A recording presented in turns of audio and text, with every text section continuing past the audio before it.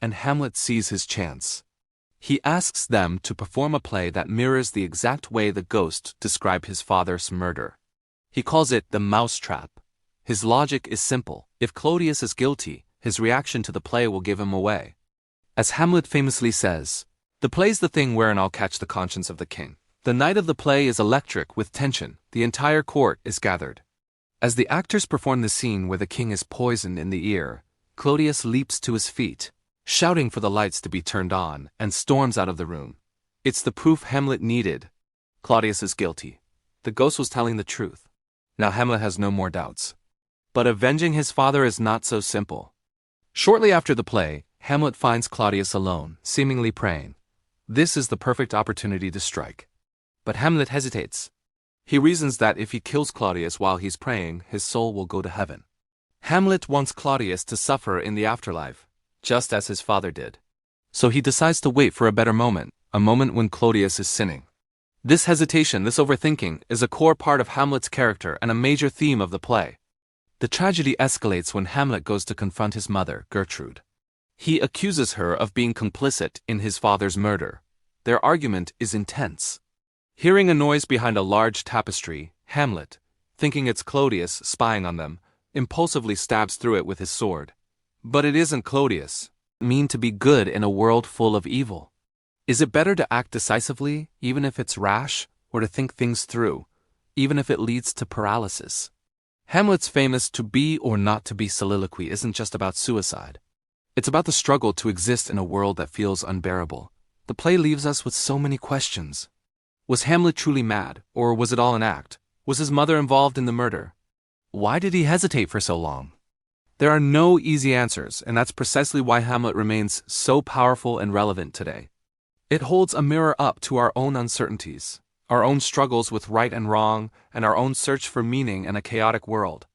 Thank you so much for joining me on this journey through Shakespeare's Hamlet. It's a complex and dark play, but it's also incredibly rewarding. If you enjoyed this breakdown, please hit that like button, and subscribe for more deep dives into the greatest stories ever told. Let me know in the comments what you think about Hamlet's choices. Was he a hero or a tragic failure? I'd love to hear your thoughts. Thanks for watching. Hey, welcome to my channel. Today I'm going to deep into the summary of William Shakespeare's famous tragedy Hamlet's Hamlet is one of William Shakespeare's greatest tragedies. Written around 1600 to 1601, the play is set in Denmark and revolves around Prince Hamlet, a young man deeply troubled by his father's sudden death and his mother's hasty remarriage to his uncle, King Claudius. The drama explores profound themes such as revenge, madness, appearance versus reality, betrayal, morality, corruption, and the meaning of life and death. Unlike traditional revenge heroes, Hamlet is thoughtful, philosophical, and hesitant, which makes the play psychologically complex and timeless. Act 1. The Ghost and the Call for Revenge. The play opens on a cold night at Elsinore Castle, where guards Bernardo and Francisco, along with Horatio, see the ghost of the recently deceased King Hamlet. The ghost resembles the dead king in full armor but does not speak. Horatio suspects that Denmark is in danger, as King Claudius, the new ruler, is preparing for a possible attack from Fortinbras of Norway, whose father was killed by the late King Hamlet. In the royal court, King Claudius addresses the nobles, explaining his marriage to Queen Gertrude, Hamlet's mother. He presents the marriage as politically necessary, though it appears morally inappropriate. Hamlet is present, but warns him not to harm Gertrude, leaving her punishment to heaven. Shocked and horrified, Hamlet swears to remember the ghost and seek revenge. However, he resolves to pretend madness as part of his plan, believing it will help him uncover the truth and protect himself. Act 2. Hamlet's feigned madness and growing suspicion. Hamlet begins behaving strangely, confusing the court. Polonius, the Lord Chamberlain, believes Hamlet has gone mad due to his love for his daughter Ophelia, whom Hamlet had previously courted. Polonius reports this theory to Claudius and Gertrude. Meanwhile, Claudius summons Hamlet's old friends Rosencrantz and Guildenstern to spy on him and discover the cause of his odd behavior. Hamlet quickly realizes they are being used against him and mocks them with clever wordplay, revealing his intelligence beneath the appearance of madness. A group of traveling actors arrives at Elsinore. Hamlet is deeply moved by an actor who passionately describes grief over the fall of Troy. Hamlet compares the actor's emotional intensity to his own inaction and harshly criticizes himself for failing to avenge his father. However, he devises a brilliant plan. He will have the actors perform a play resembling his father's murder. By watching Claudius's reaction, Hamlet hopes to confirm the ghost's story. He famously states that the play is the thing wherein I'll catch the conscience of the king. Act 3, the play, the soliloquy. And the missed opportunity. Act 3 is the emotional and philosophical heart of the play. Hamlet delivers his most famous soliloquy, to be or not to be, contemplating whether life is worth enduring or whether death is preferable. He reflects on suffering, fear, and the unknown nature of death, revealing his inner conflict and existential doubt. Claudius and Polonius arrange for Ophelia to meet Hamlet while they secretly observe. Hamlet harshly rejects Ophelia, accusing her and all women of dishonesty. His cruelty deeply wounds Ophelia, who begins to fear Hamlet is truly mad. Claudius, however, suspects there is something more dangerous behind Hamlet's behavior and decides to send him to England. That evening, the actors perform The Mousetrap, the play within the play. During a scene where a king is murdered by poison poured into his ear, Claudius becomes visibly disturbed and abruptly stops the performance. Hamlet is convinced of Claudius's guilt. Later, Claudius attempts to pray, confessing his crime but admitting he cannot truly repent because he still enjoys the benefits of his sin, his crown and queen. Hamlet finds Claudius alone and considers killing him but refrains, fearing that killing Claudius while praying would send his soul to heaven. This decision proves tragic, as Hamlet misses his best opportunity for revenge. Act 4. Madness, Murder, and the Road to Tragedy. Hamlet goes to confront his mother, Gertrude, in her chamber. He angrily accuses her of betrayal and moral corruption. Hearing a noise behind the curtain, Hamlet believes Claudius is hiding there and impulsively stabs through it, killing Polonius instead. This reckless act marks a turning point, showing that Hamlet can act decisively but often at the wrong moment. The ghost reappears, visible only to Hamlet, reminding him of his mission and urging him to treat Gertrude gently. Gertrude, unable to see the ghost, becomes convinced that Hamlet is truly mad. Claudius sends Hamlet to England with Rosencrantz and Guildenstern, secretly ordering Hamlet's execution upon arrival. Meanwhile, Polonius's death devastates Ophelia, who descends into genuine madness. She sings sorrowful songs and distributes symbolic flowers, representing innocence, betrayal, and death. Laertes, Polonius's son, returns from France furious and demanding revenge. Claudius manipulates Laertes, redirecting his anger toward Hamlet. News soon arrives that Ophelia has drowned, possibly by accident, possibly suicide, deepening the tragedy. Hamlet escapes execution by cleverly rewriting Claudius's letter, ordering the deaths of Rosencrantz and Guildenstern instead. He returns to Denmark, more mature and resolute than before. Act 5. Acceptance of fate and the final catastrophe. The final act opens with two gravediggers discussing death humorously while digging Ophelia's grave. Hamlet arrives and reflects on mortality, holding the skull of Yorick, the court jester from his childhood. This scene emphasizes the inevitability of death and the equality of all people in the grave.